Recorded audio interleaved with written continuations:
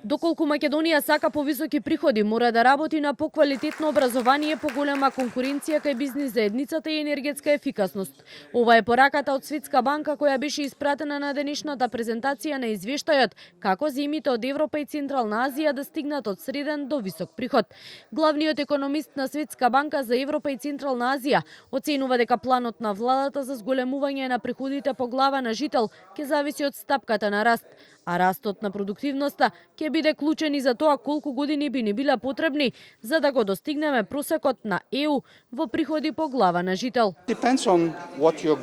Зависи од стапката на раст на продуктивноста. Например, ако земеме 36.000 по глава на жител во Западна Европа и Европската Унија и 8-9.000 бруто домашен производ по глава на жител тука, гледате дека ќе треба до 4 пати зголемување за да се достигне истото ниво. И ако имаме побрза стапка на раст, тогаш 30 до 40 години, ако имаме побавна стапка на раст како во изминатите 5-6 години, тогаш тој период може да биде 60-70 години. Препораките на Светска банка и оние на ЕУ од реформската агенда си совпаѓаат, посочи ЕУ амбасадорот во земјава Михалис Рокас, потенцирајќи дека мора да се искористи потенцијалот на приватниот сектор.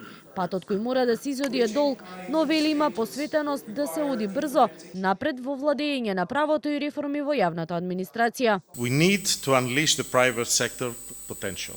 We can bring as many grants and concessional laws as we want, but if we don't unleash this potential, we are not going to achieve the middle income status. Премиерот Мицковски пред неколку дена повтори дека една од примарните цели на владата е номиналниот БДП да биде над 20 милиарди долари или 10.000 по глава на жител, како и намалување на јавниот и државниот долг.